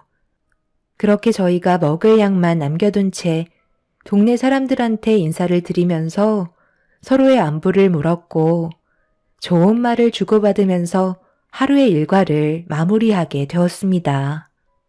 그렇게 저희 모두 시댁으로 다시 돌아와 한자리에 모여 간단한 저녁 식사와 함께 대화를 주고받고 있는데 며칠 전부터 몸이 조금씩 이상하다는 걸 느꼈었지만 그날따라 무리하게 움직여서 그런지 상당히 피로했고 속이 계속해서 울렁거리고 있었어요. 점점 표정이 안 좋아지자 시부모님과 남편은 걱정스러운 눈빛으로 저를 바라보았고 동서가 들어온 이후에 스트레스를 많이 받아서 몸살 기운이 생겼는지 미열도 있는 것 같아 방에 들어가 쉬어야만 했습니다. 그렇게 천장을 바라보며 휴식을 취하고 있는데 갑자기 온몸에 소름이 돋을 정도로 충격적인 몸의 반응을 느낄 수 있었어요. 한 달에 한 번 꼭 찾아와야 하는 그날이 오지 않았다는 걸 알 수 있었고 떨리는 마음으로 자리에서 일어나 기쁨과 두려움이 교차되는 복잡한 기분을 진정시키며 방문을 열어 시부모님께 임신을 한 것 같다는 말을 꺼내려 하는 순간 동서가 현관문을 벌컥 열더니 거친 숨을 내쉬면서 임신을 했다는 말을 저보다 먼저 꺼냈습니다. 임신 테스트기를 들어보이며 시부모님께 보여드렸고 집안은 난리가 나고 말았습니다. 그 순간 제 뱃속에는 임신이 아닐 수도 있다는 느낌적인 불안함이 엄습해와서 아무 말도 하지 않았어요. 매달 그날이 찾아온 것도 아니고 보름을 넘긴 적도 있었기 때문에 섣부르게 행동하지 않았네요. 시부모님께서는 축하한다며 기뻐 날뛰셨고 집안은 축제 분위기였어요. 동서는 저를 힐끗 쳐다보더니 보라는 듯이 자기 배를 어루만지면서 저에게 자랑을 하고 있었어요. 그리곤 저보고 들으라는 듯 임신하는 게 이렇게 쉬울 줄 몰랐다면서 몇 년간 노력해도 생기지 않았던 저에게 온갖 상처를 주고 있었습니다. 그래도 집안의 경사이기 때문에 동서에게 어색한 미소로 축하한다는 말을 꺼내게 되었네요. 남편은 제 눈치를 보면서 몸이 많이 안 좋은 것 같다며 먼저 들어가겠다고 시부모님께 인사를 드린 뒤 시댁을 나오게 되었습니다. 그렇게 집으로 돌아와서 한참 동안 슬픔에 빠져 이불 속에서 나오지도 않은 채 한참 동안 눈물을 흘리게 되었고 동서가 너무 부럽게만 느껴져서 그날 잠도 못 자고 있는데 저도 평소에 느껴본 적 없던 몸 상태에 혹시나 하는 마음으로 남편이 자고 있는 방문을 조심스럽게 열어 서랍 속에 깊이 박혀있던 임신 테스트기를 꺼내서 화장실로 들어와 검사를 하게 되었습니다. 떨리는 마음 진정시키며 질끈 감고 있던 눈을 살며시 떴는데 제 눈에 들어온 두 줄이 저를 오열하게 만들었고 그동안 그토록 보고 싶었던 아이를 가지게 되었다는 거에 기쁜 나머지 집안이 떠나갈 정도로 눈물을 쏟아내고 말았습니다. 남편은 제가 펑펑 눈물을 흘리고 있자 자다가 놀랐는지 화장실로 급하게 뛰어와서는 어디 다친 줄 알고 제 몸부터 살피고 있었는데 한쪽 손에 쥐고 있던 임신 테스트기를 건네자 남편은 몇 번이나 눈을 비비면서 재차 확인을 하더니 저와 똑같이 집안이 떠나갈 정도로 오열을 하면서 저를 안아주었네요.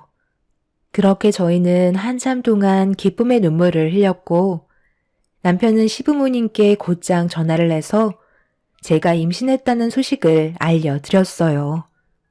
남편의 말이 끝남과 동시에 시부모님께서는 늦은 새벽 시간에 저희 집으로 달려오셨고 축하한다며 기쁨의 눈물을 보이셨네요. 저희가 정말 많은 노력을 했었기 때문에 시부모님께서도 쉽게 진정하지 못하셨어요. 남편은 시동생한테도 임신 사실을 알렸고 저희 부모님께서도 정말 기뻐하셨죠. 그런데 비슷한 시기에 동서와 제가 임신을 하게 되자 시부모의 관심과 사랑을 나눠야 한다고 생각했는지 동서는 제가 임신을 했다는 거에 상당한 불쾌함을 나타내고 있었어요. 돌아오는 주말에 모두가 한자리에 모여 시모가 직접 해주신 맛있는 식사를 하려는데 일이 터지고 말았습니다. 어머님, 식탁에 올려져 있는 모든 음식들은 전부 다 저를 위해 해주신 거죠? 당연히 제가 먼저 대우를 받아야 하는 거잖아요. 그렇죠? 너희들 똑같이 임신했는데 그런 게 어딨니? 쓸데없는 말 하지 말고 식기 전에 어서 들어라. 오래간만에 신경 좀 썼다. 저는 한 번에 임신했는데 형님은 그동안 아버님, 어머님 속을 뒤집어 놨었잖아요. 임신한 것도 죄송스러운 일이죠. 음식에 손댈 자격도 없다니까요. 형님이 제 앞에서 함께 겸상한다는 것 자체가 저는 너무 불쾌해요. 형님 때문에 아버님, 어머님한테 받아야 될 관심과 사랑을 나눠야만 하잖아요. 웬만해선 이런 말 하고 싶지 않았는데 서로 얼굴 보면서 식사하다가 체할 것 같은데 형님은 상을 따로 놔주시면 안 될까요? 제가 봤을 때 어차피 뱃속에 있는 아이는 오래 못 버틸걸요? 동서, 지금 그게 무슨 말이야? 오래 못 버틴다니. 내가 유산이라도 하길 바란다는 거야? 정말 말이 너무 심하다고 생각되지 않아? 재수씨, 오늘따라 입이 상당히 거치신 것 같은데 기분 좋은 날 분위기 망치지 말고 그냥 조용히 식사나 해요. 오늘만큼은 서로가 얼굴 붉히지 않았으면 좋겠다. 누가 임신을 먼저 했던 나중에 했던 그게 그렇게 중요한 건 아니잖아.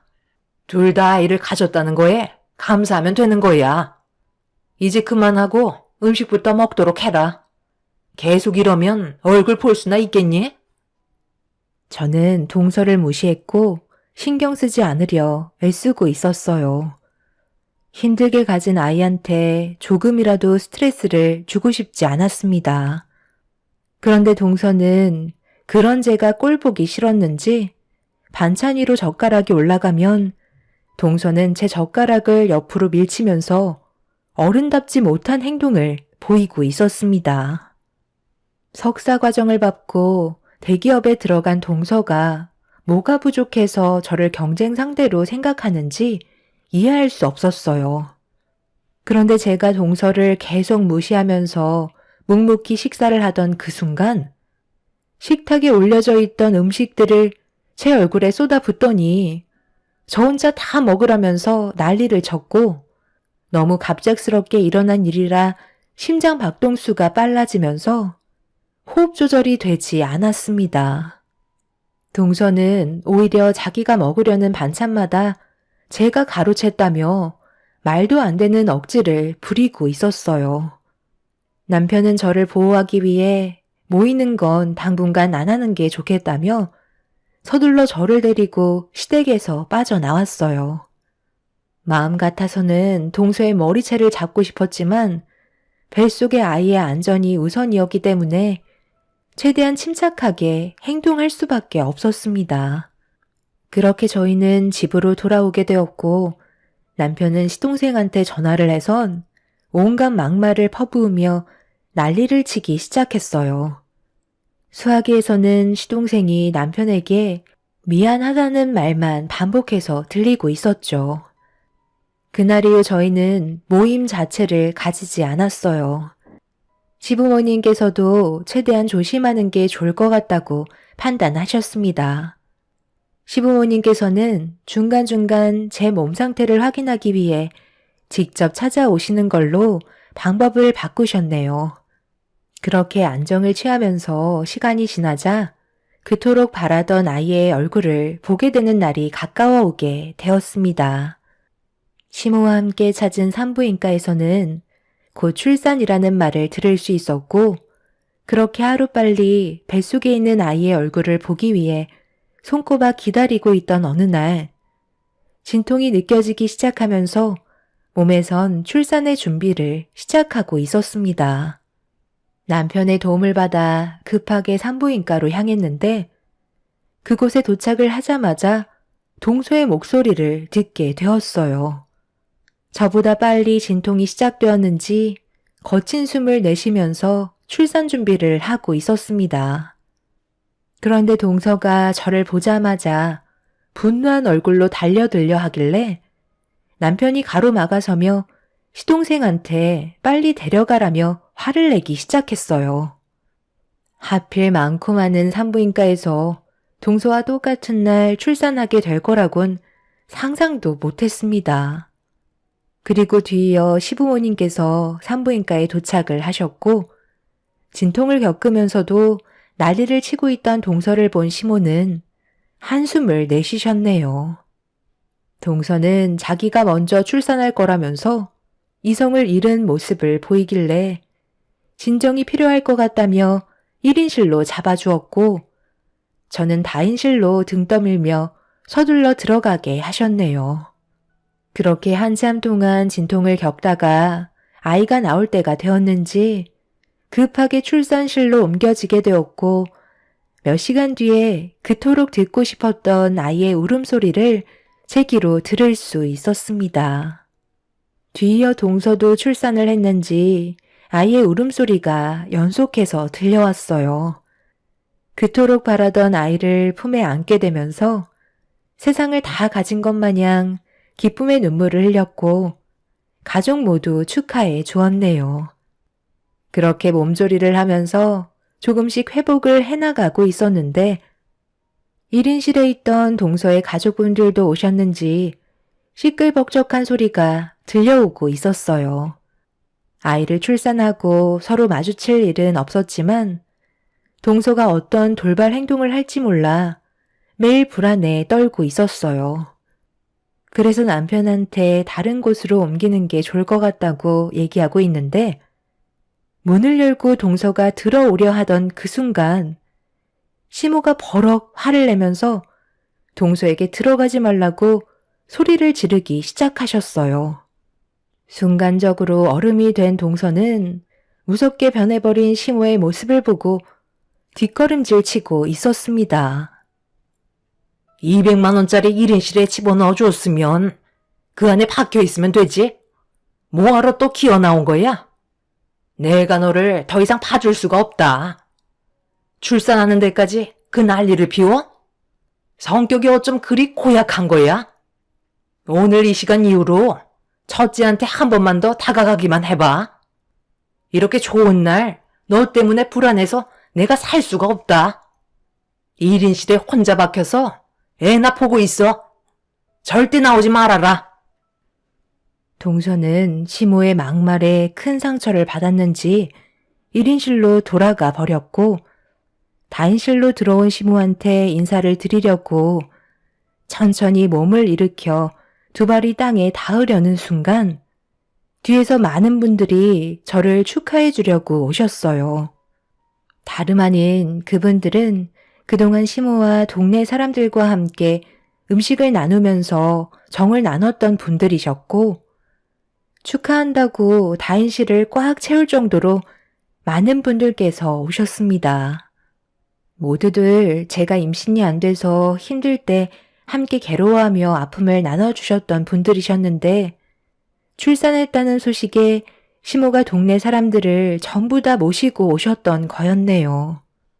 저는 너무 감사한 나머지 눈물을 쏟아내었고, 동네 분들은 그동안 고생 많았다면서 저에게 봉투 하나씩을 건네셨습니다.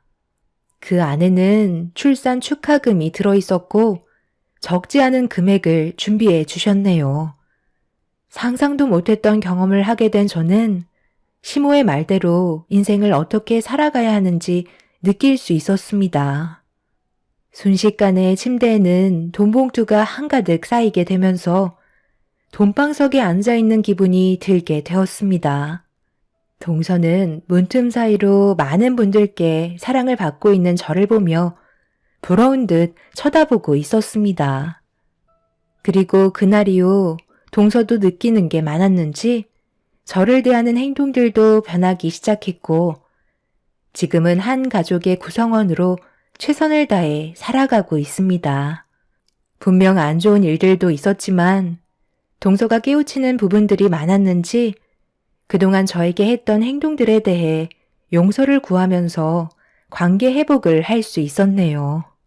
앞으로 저희 가족의 앞날에 좋은 날들만 펼쳐졌으면 좋겠습니다. 제 글을 들어주신 분들께서도 이 빡빡한 사회에 서로 정을 나눠보시면 어떨까요? 제 사연 들어주신 분들, 오늘 하루도 기쁨 넘치는 날이 되시길 바랍니다. 감사합니다. 안녕하세요. 저는 40살에 일반 회사를 다니고 있는 남자입니다. 단 하루를 살아도 후회 없는 삶을 살려고 열심히 뛰어다니고 있습니다. 그 노력이 언젠가 빛을 밝히는 날이 올 거라 생각합니다. 2번 다시 과거의 일들을 겪고 싶지 않네요. 그때의 아픔은 지금도 저를 너무 아프게 합니다. 가끔씩 툭툭 튀어나오면서 저를 너무 괴롭게 만들고 있어요. 그날의 기억들이 지워지지는 않더라도 어느 정도는 무뎌졌으면 좋겠네요. 한때는 제가 너무나 사랑했던 여자였고 제가 가진 모든 걸 주려고 했지만 아내와의 인연은 평생을 함께하지 못했습니다. 아내는 제가 이해해주기를 바랬어요.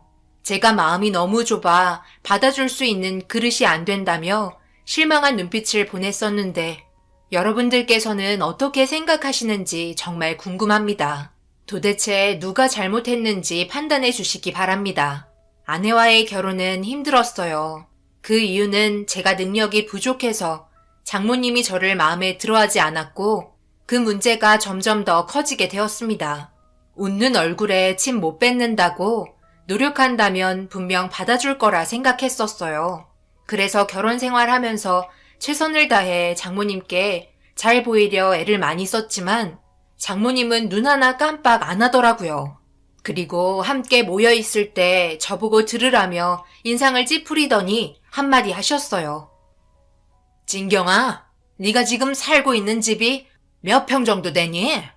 여기 근처에 신축 아파트 짓고 있는데 꽤 높은 가격으로 책정될 거라고 하던데 사람들이 그러는데 예상 분양가가 10억이 넘어갈 거라고 청약 신청하라던데 너희 청약 없지? 아, 청약은 있다고 그랬나? 그런데 돈이 없다고 그랬었지. 좋은 아파트 앞에 놔두고 들어가지 못하니 그림의 떡인가? 이래서 돈이 많은 남자랑 결혼을 하면 인생이 달라진다고 하는 거야. 저런 아파트 거들떠나 보겠어? 강남권에 있는 아파트에서 살고 있겠지. 아유, 한숨만 나오네. 내 딸 곱게 키워놨는데 허름한 빌라에서나 살고 있고 이런 모습 볼 것 같아. 내가 돈 많은 집안에 결혼해야 한다고 했던 거야. 이제 엄마가 하는 말 어느 정도 이해가 되니? 엘리베이터 없는 빌라가 뭐냐? 괜찮아요, 엄마. 살면서 조금씩 넓혀가는 것도 재미있어요. 여기에서 한평생 살 거 아니잖아요. 걱정하지 마세요. 그이가 열심히 일하고 있으니 분명 좋은 결과 가져올 거예요. 이 사람만큼 좋은 사람도 없어요. 제가 왜 이 남자 선택했겠어요? 한눈 안 팔고 오로지 저를 위해 열심히 살고 있잖아요. 그러니 좋은 모습도 보려고 노력 좀 해보세요. 그래도 저를 사랑하고 있던 아내는 제 편을 들어주었고 그런 모습을 보니 마음이 든든하더라고요. 장모님의 눈살 찌푸릴 정도의 막말을 들어도 버틸 수 있었던 건 전부 아내가 저를 받쳐줬기 때문입니다. 제가 마음에 들지 않아 욕은 먹었지만 앞으로 살면서 언젠가 인정해줄 거라 생각하며 지내고 있었고 아내도 저를 항상 응원해 주었어요. 장모님과의 관계가 어찌되었든 저에게는 아내만 있으면 다른 건 다 감수할 수 있었습니다. 그러던 어느 날 퇴근하고 단둘이 저녁을 먹고 있는데 문을 쾅쾅 두드리는 소리와 함께 빨리 문을 열라며 재촉하는 장모님의 목소리가 들렸습니다. 엄마? 지금 시간이 몇 시인데 연락도 없이 어쩐 일이세요? 무슨 일이라도 있는 거예요? 급하게 오셨어요? 일단 순 좀 고르세요. 지금 저녁 먹고 있었니? 너희들 여기 좀 앉아봐라. 지금 밥이 목구멍으로 넘어갈 정도로 여유로운 시간을 보낼 때가 아니란다. 사위가 명문대나 좋은 직업을 가졌다면 내가 이런 생각도 안 들지. 이런 거 하나하나 신경을 써줘야 하니 내 입장이 얼마나 곤란하겠니? 너희 지금 결혼한 지 2년 정도 됐니? 그럼 벌써 소식이 들려야 하는데 왜 아직까지 아무런 말을 하지 않는 거야? 애가 들어서지 않는 거지? 너희들 계획은 하고 있다면서 내 말이 맞지? 그렇죠. 계획은 하고 있는데 생각보다 임신이 쉬운 게 아니더라고요. 그런데 그건 갑자기 왜요? 그렇지. 계획은 하고 있었는데 임신이 안 되는 거였지? 왜긴 왜야? 당연히 앞으로 태어날 아이에 관한 문제지. 고작 중졸에 검정고시 봤으니 그 머리에서 나온 유전자가 대단하겠어? 딱 그 수준으로 비슷하게 태어날 거라고는 생각 안 해봤지? 그리고 이서방 몸이 멀쩡하지 않으니까 여태 임신이 안 되는 거 아닐까? 진경이 너는 산부인과에서 검사했을 때 몸도 건강해서 문제없다고 했는데 이것 봐봐라.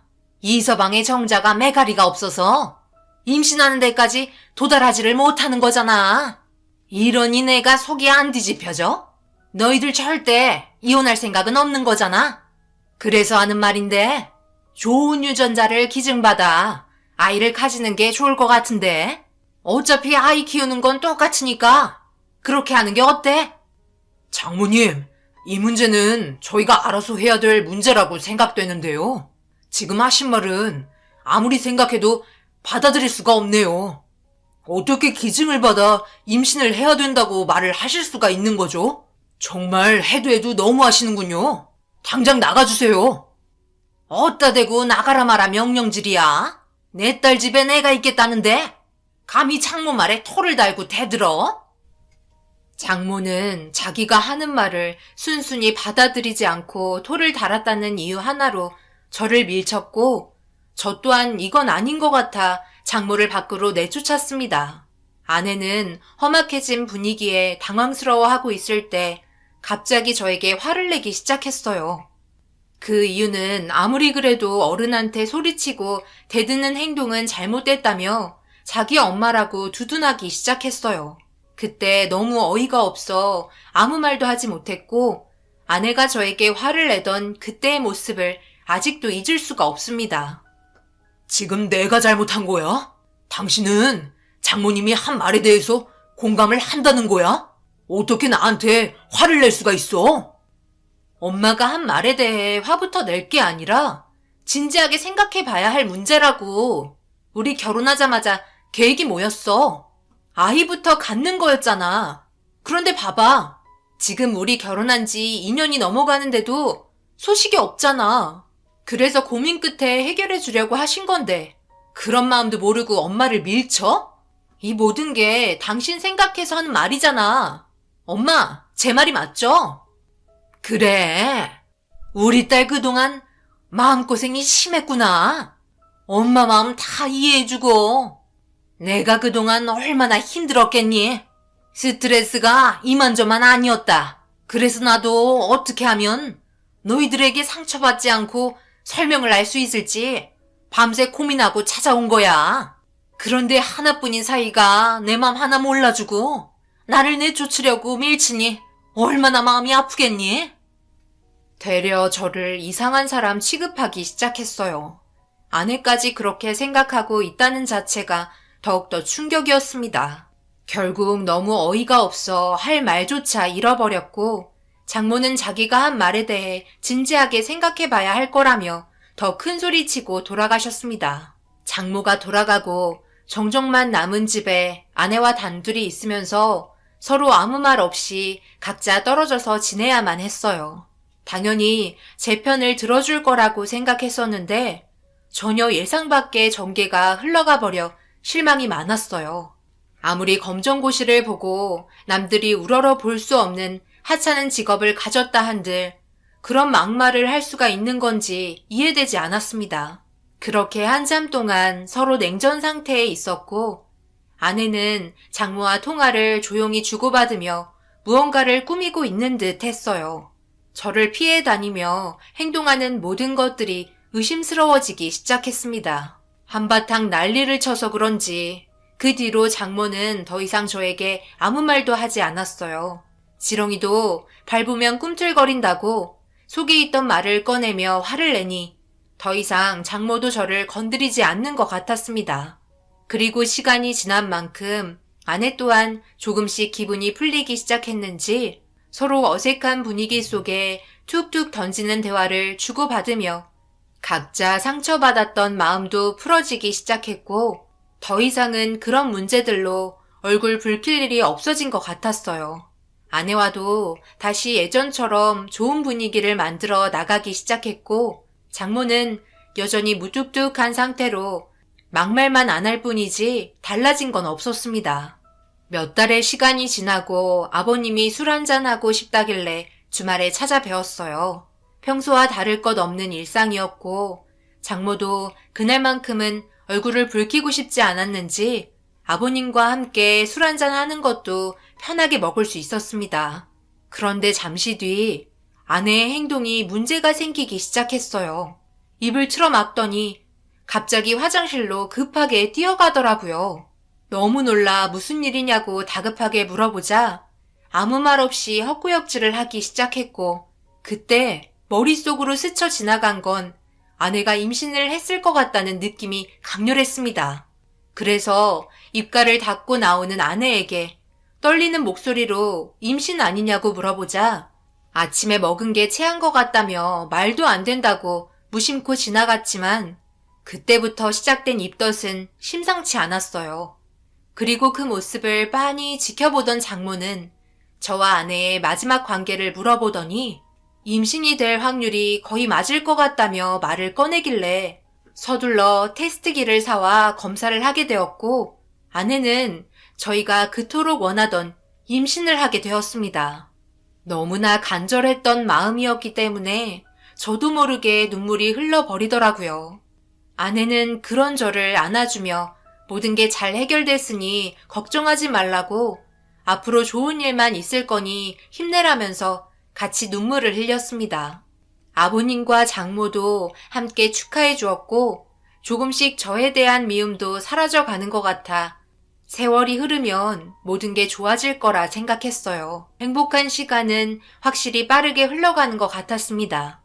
입덧을 한 적이 엊그저께 같은데 벌써 만삭이었고 건강상 아무런 문제가 없이 잘 자라주고 있는 뱃속의 아이가 하루빨리 세상 밖으로 나오길 원하며 그날을 기대하고 있는데 만삭이 되면서 출산할 때가 가까워져서 그런지 심적으로 많이 불안해 보였고 얼굴 안색이 안 좋았어요. 걱정되는 마음에 이것저것 챙겨주려 했지만 출산날이 가까워 올수록 점점 더 신경질적으로 변했습니다. 그냥 가만히 두는 게 좋을 것 같아 말도 안 시키고 묵묵히 아내 곁을 맴돌며 필요한 것들이 있을 때마다 챙겨주고 있었는데 맥주 한 잔을 먹고 눈을 붙여서 그런지 급하게 화장실을 가봐야 할 것 같아 일어나게 되었고 제 옆에 있어야 할 아내가 없어서 방문을 열어본 순간 아내는 베란다에서 누군가와 통화를 하고 있었습니다. 늦은 새벽 시간에 얼굴이 사색이 된 채 심각하게 주고받고 있더니 눈물을 흘리며 좌절하는 것 같았어요. 도대체 무슨 대화를 이어나가는지 알고 싶어 커튼 뒤로 숨었고 아내와 통화하는 사람은 장모라는 걸 알 수 있었습니다. 그리고 대화 소리에 저는 경악을 하고 말았네요. 이제 어쩔 거야. 엄마가 하라는 대로 했다가 지금 이 사태가 벌어졌는데 앞으로 나는 어떡하냐고. 내 인생 책임져. 제대로 알아본 것도 아니고 무턱대고 명문 수석 졸업자 정자라고 선착순으로 받아야 한다면서 날 끌고 가서 임신까지 되게 만들어 놓고 이제 와서 뭐라고? 지금 그게 말이 된다고 생각하는 거야? 그럼 뱃속에 있는 아이의 출신이 누군지 전혀 모른다는 거잖아. 차라리 잘 됐다고? 우리 남편이랑 비슷한 조건의 남자일지도 모르니까 티가 안 날 거라고? 지금 나한테 그런 말 하면 위로가 된다고 생각해요? 엄마, 만약 그 문제로 그이가 이혼하자고 하면 내 인생 알아서 해. 나도 임신이 하도 안 돼서 남편 몰래 결정한 건데 이런 문제가 생기면 내가 고민하고 결정한 게 모두 물거품 되었잖아. 저는 아내의 통화 소리에 그 자리에서 털썩 주저앉고 말았어요. 제가 주저앉는 소리에 급하게 베란다에서 나온 아내는 제가 주저앉아 있는 모습을 보더니 비명을 질렀고 모든 통화 내용을 들었는지 안 들었는지 확인하기 위해 떠보는 듯한 말투로 물어보기 시작했고 그 자리에서 모든 걸 엎어버리기에는 그동안 함께한 세월의 배신감이 너무나 컸었기 때문에 술이 너무 취해서 잠시 비틀거리다 주저앉았다며 곧 출산이 임박해서 답답하냐며 듣지 못했다는 듯 연기를 펼쳐 나갔습니다. 아내는 제가 한 물음에 고개를 끄덕였고 급하게 안방으로 들어갔어요. 그제서야 제 눈에서 눈물이 흐르기 시작했고 화장실에서 한참 동안 흐느꼈습니다. 장모와 아내는 저 모르게 모든 걸 계획하고 있었어요. 그래서 한동안 둘의 사이가 조용했던 거고 관계도 없이 임신을 하면 적발이 되니 최대한 잘 구슬려서 모든 상황을 맞추려 사소한 거 하나까지 계획을 하기 시작했었습니다. 그렇게 완전히 속고 있었던 저는 아내의 뱃속에 있는 아이가 제 아이라고 완전히 믿고 있었어요. 하지만 다른 사람의 아이라는 거에 엄청난 충격을 받았습니다. 결국 기증을 받아 임신까지 하게 되었으니 더 이상은 함께할 수 없어 모든 걸 계획해야만 했어요. 온갖 스트레스를 받은 상태로 며칠의 시간 동안 아내의 행동과 장모의 행동을 유심히 관찰했고 뱃속에 있는 아이가 확실히 자기들이 원하는 기준의 아이가 아니라는 것 때문에 발빠르게 움직이는 것 같았습니다. 그런데 녹초가 된 상태로 현관문을 열며 들어온 아내가 갑자기 진통을 하기 시작했고 아무것도 하고 싶지 않았지만 저까지 나쁜 놈은 되지 말아야 했기에 산부인과에 데려다 줬어요. 제 아이였으면 안절부절 못하고 눈물까지 흘렸을 텐데 아내와 장모의 행동을 생각하니 아무런 감정도 느낄 수가 없었습니다. 한참 뒤 출산을 끝낸 아내는 갑자기 비명을 질렀고 병원은 아수라장이 되었었어요. 충격적이게도 제가 본 아이의 모습이 정상적이지 않았습니다. 태어났는데 장애를 가지고 있었고 그런 모습을 보고 있던 아내는 경악을 하고 있었어요. 한쪽 귀가 없이 태어나게 되었고 그 모습을 본 장모도 털썩 주저앉게 되었습니다. 그런데 갑자기 저에게 하는 말이 더 충격이었네요. 이게 다 자네 때문일세. 자네의 능력이 부족해서 이런 일이 생긴 거잖아. 어디 하나 마음에 드는 구석이 없으니 내가 믿고 살 수가 있나? 그런데 아이까지 이 모양이 이 꼴이야? 어떻게 하나같이 정상적인 게 없는 거야? 검정고시 출신에 일반 회사에서 박봉 월급 받으며 생계 유지하고 있는데 하필 태어나도 장애아이가 태어나면 앞으로 어떻게 먹고 살라는 건지. 자네가 우리 집에 들어와서 되는 일이 하나도 없어. 앞으로 뼈가 부서지도록 일만 하게. 돈 버는 기계처럼 움직이란 말이야. 제가 왜 그렇게까지 해야 되는 거죠?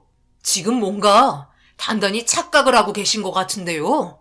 저는 그렇게까지 희생하면서 살아야 될 의무가 없습니다. 제가 모든 걸 모르고 있을 거라 생각하셨어요? 사람이 어떻게 이런 일들을 저지를 수가 있는 거죠? 정말 너무 어이가 없어서 할 말도 안 나옵니다. 검정고시 출신에 박봉 월급 받는 게 뭐 어때서요? 그렇다고 제가 따님 굶기길 했나요? 잘 살고 있는데 찬물을 끼얹은 건 장모님이시죠. 어떻게 저 몰래 둘이서 기증을 받아 임신을 할 수가 있는 거죠?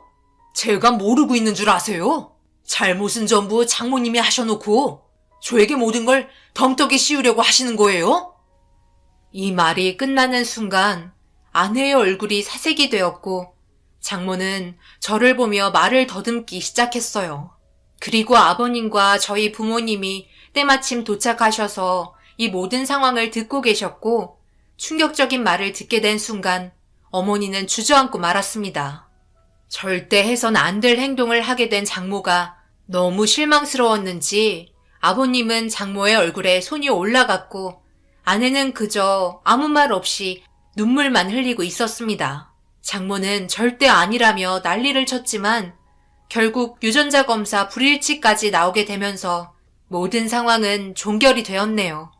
이혼 준비를 하려고 이것저것 알아보느라 바쁘게 움직이고 있었고 아내가 눈물을 흘렸어요.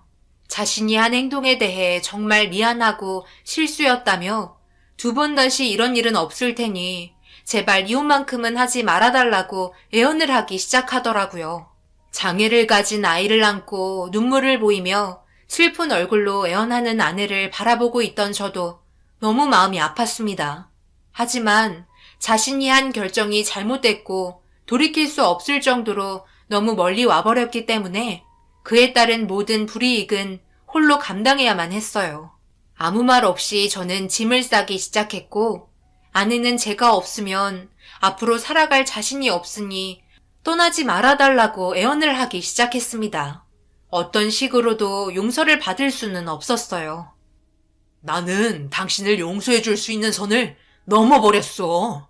그렇기 때문에 우리는 더 이상 결혼 생활을 이어나갈 수는 없을 것 같아. 전부 내 잘못이야. 나도 당신을 위해서 결정한 일들이라고. 맨날 욕만 먹으니 그걸 보고 있는 나도 얼마나 안타깝겠어. 그런데 임신까지 안 되니 더 좌절스럽더라고. 그런데 정말 이러면 안 되는데 엄마가 한 제안이 나쁘지 않다고 생각했어. 언제 임신이 될지도 모르는 상태에서 마냥 기다릴 수도 없고 그렇다고 맨날 눈만 마주치면 당신을 뭐라고 하는 모습도 보고 싶지 않았는데 엄마가 하자는 대로 일을 진행하면 앞으로 두 번 다시 당신을 얕잡아 보거나 불만 가지지 않겠다며 명문대 수석으로 졸업한 아주 상태가 좋은 정자를 기증받아 임신을 할 수 있다고 설득시키는데 나도 모르게 엄마의 조건에 설득이 되어버렸어. 어찌되었든 태어나서 사랑을 주고 키우면 우리 자식이나 다름없는 거잖아. 낳은 정보다 키운 정이 더 큰 거라며. 그래서 모든 걸 비밀로 하고 당신 아이처럼 위장을 하면 문제될 게 없을 거라 생각했지. 그런데 알고 보니 명문대 수석 졸업한 정자라고 알고 있었는데 알고 보니 출처도 알 수 없는 이상한 사람의 정자를 기증받게 되었더라고. 차질이 생긴 것 같았고 이 문제를 조용하게 처리를 하던 도중 사태가 점점 심각해져서 그동안 내가 얼굴 표정이 좋지 않았던 거야. 그런데 출산을 하고 나서 보니 아이가 장애를 가지게 되었어. 절대 하면 안 될 일들이었고 내가 앞으로 평생 살면서 뉘우치며 살게. 그러니 한 번만 용서해주면 안 될까? 내가 이렇게 빌게.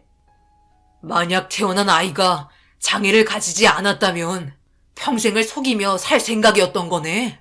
어찌되었든 나를 속이고 이 모든 걸 진행했는데 내가 평생 동안 당신을 어떻게 믿고 살 수 있을까?